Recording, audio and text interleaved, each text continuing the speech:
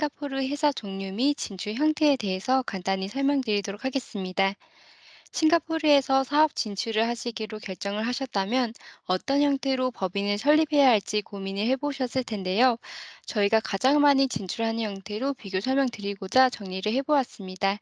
본 페이지에서는 좌측 빨간 네모 박스 안에 있는 법인과 지사, 이 두 가지를 비교하여 먼저 설명드리고 연락사무소에 대해서 추가로 설명드리도록 하겠습니다. 보시면 법인의 경우 출자를 해서 나오는 구조이고 지사 경우에는 외국 법인이 통째로 싱가포르에 등록이 되는 형태인 경우입니다. 법인의 경우 현지에 등록된 법적인 권한을 가진 형태이고 지사 경우에는 본사에 소속된 형태라고 보시면 됩니다. 등록 기간은 동일하게 싱가포르 기업청으로 법인과 지사 모두 동일합니다.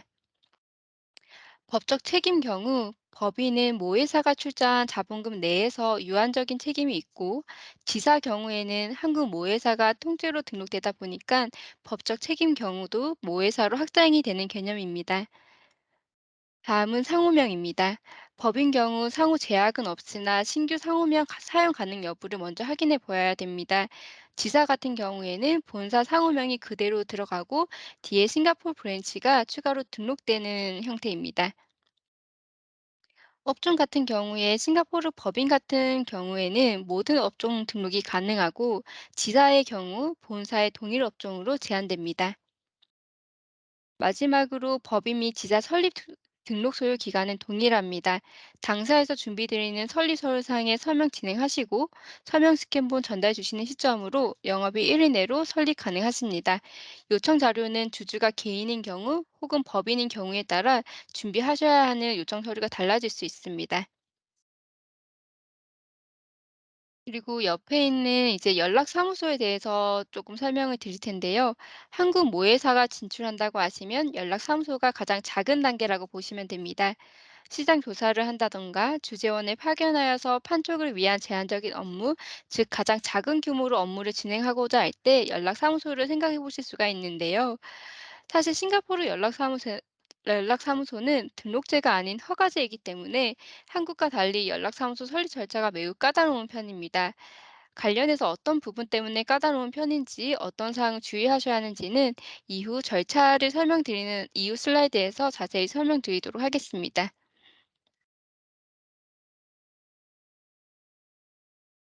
싱가포르로 진출하시기 위해 법인 형태를 결정하셨다면 이제 설립 절차가 어떻게 되시는지 어떤 서류들을 준비하셔야 하는지를 확인해 보셔야 합니다.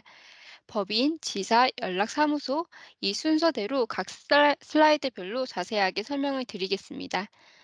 법인 형태를 보시면 슬라이드에서 보시다시피 7가지 구성 요소를 살펴보셔야 됩니다. 먼저 순서대로 말씀드리겠습니다. 우선 상호명을 결정해 주셔야 됩니다. 상호명 경우 제한은 없으나 사전에 사용 가능한지 여부 기업청 통해 확인 절차 필요합니다. 기존 유사한 상호명으로 등록된 법인명이 있을 경우 사용이 불가할 수 있어 당사에 알려주시면 사용 가능한지 여부 확인드리고 있습니다. 이후에 법인명 등록 시점에 SSIC 코드라고 업종 코드 또한 함께 등록을 하고 있습니다. 사전 전달해 주신 사업 내용 기반으로 코드 조회하여 설정하고 있습니다.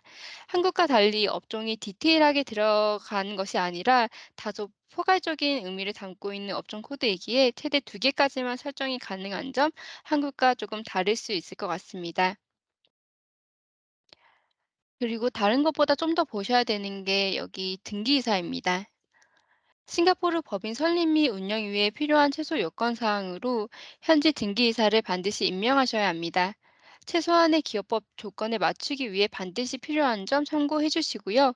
현지 내 파트너가 있고 등기이사직을 수행할 수 있는 싱가포르 영주권자, 시민권자가 있으시면 보통 해당 직원으로 임명해 주시면 되고 별도 등록 가능한 현지인이 없을 경우에는 당사에서 명의 서비스를 제공해 드리고 있습니다.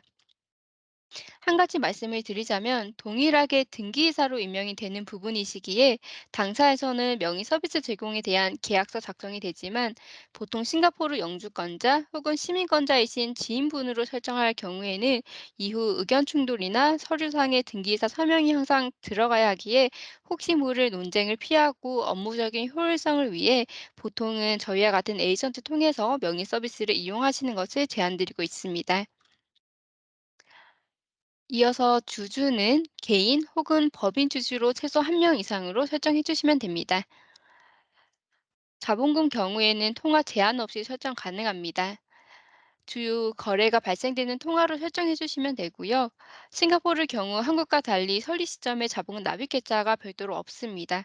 그래서 최소 자본금 일부로 설정하여 설립이 진행이 되고 법인 설립 후 법인 계좌 개설하고 실제 자본금 납입 후 기업청 통해 증자하는 절차를 보셔야 합니다. 정관은 별도로 테일러메이드로 만든다기보다는 아크라라는 기업청에서 표준 정관을 원시 정관으로 사용할 수 있도록 제공을 합니다. 일반적인 원시 정관은 표준 정관에 따른다라고 보시면 됩니다. 또 하나 보셔야 되는 부분은 회사 간사에 대한 역할입니다. 한국에 없는 제도이기에 많이 헷갈릴 수 있을 텐데요. 실제 비서 역할을 한다기보다 기업법에 따라 준수하셔야 하는 대정부 보고사항 등을 이행하는 역할로 보면 됩니다. 공문서 수발 및 신고사항 등 파일링 진행 및 보고 드리는 역할을 하고 있습니다. 마지막으로 등록 주소지입니다. 앞서 말씀드린 싱가포르 설립 및 운영에 필요한 최소 요건 사항으로 현지 등기이사 명의, 현지 비서역, 그리고 현지 등록 주소지를 반드시 등록하셔야 하는데요. 대부분의 고객사분들이 현지에 익스포저 없이 한국에서 영업 활동을 하시기에 현지에 등록할 주소지가 없는 경우가 일반적입니다. 해당 등록 주소지도 장사통에 대행이 되고 기업청에 등록된 주소지로 중요 정부 레터를 당사에서 수령하여 바로 보고드리고 있습니다. 설립 후 실제 싱가포르의 오피스를 구축하는 경우에는 이후 사무실 주소지로 변경도 가능하십니다. 지사 같은 경우에는 구성 요소는 심플합니다. 외국 법인이 통째로 등록되는 형태라고 보시면 된다고 말씀드렸는데요. 그렇기 때문에 상호, 등기이사, 자본금, 정관 이렇게 네 가지는 모두 본사의 정보가 그대로 등록이 된다라고 보시면 되고요. 지사 설립 시에도 법인과 동일하게 현지 대리인 최소 1명 이상 등록 필요하고 현지 등록 주소지 필요합니다. 연락사무소는 지사 대비 구비 자료가 심플합니다. 상호명, 본사와 동일하게 들어가고 연락사무소장 1명 선정해 주셔야 하고 현지인의 주소지가 필요합니다. 주소지 대행이 가능하십니다. 연락사무소는 법인과 지사와는 다른 국제기업청이라는 정부 기관에 등록이 되는데요. 법인, 지사 경우 등록제인 반면 연락사무소는 승인제입니다. 신청서가 제출이 되고 약 2주 동안 심사가 들어가며 추가 질의사항이 올 수 있습니다. 앞서 말씀드린 대로 보통 연락사무소를 한국처럼 법인 설립 전 시험 단계로 설립을 고려하는 분들이 있는데요. 싱가포르 경우 연락사무소 설립 위한 자격 요건 등이 있고 심사 후 승인을 받아야지 설립이 가능합니다. 그리고 이후 법인으로 자동 전환이 가능한 구조가 아니고 연락사무소를 폐쇄 절차 밟으셔야 합니다. 물론 법인은 별도로 설립을 하셔야 되고요. 연락사무소 통해 받은 주재원분의 비자도 동일하게 비자 캔슬하시고 신규 법인 통해 재신청하셔야 하는 등 복잡하다고 보셔야 합니다. 그리고 앞서 연락사무소는 승인제라고 말씀드렸는데 신청한다고 등록할 수 있는 것이 아니라 신청서 및 요청 자료를 제출하고 국제기업청 통해 심사가 진행이 됩니다. 실제 충분히 싱가포르에서 사업이 발생이 될 걸로 보이고 얼마 지나지 않아 매출 매입 등이 발생될 걸로 보인다면 리젝될 가능성이 상당히 높습니다. 이런 이유로 연락사무소 문의가 오면 이러한 부분들을 사전 상담드리고 좀 더 자세한 절차 및 유의하셔야 하는 부분들을 사전 알려드리고 있습니다. 오늘은 싱가포르 진출 시 고려하셔야 하는 설립 형태에 대해서 비교 설명드렸는데요. 이상으로 오늘 세션 마치도록 하겠습니다. 관련하여 추가 궁금하신 사항 있으시면 언제든 문의 주시기 바랍니다. 감사합니다.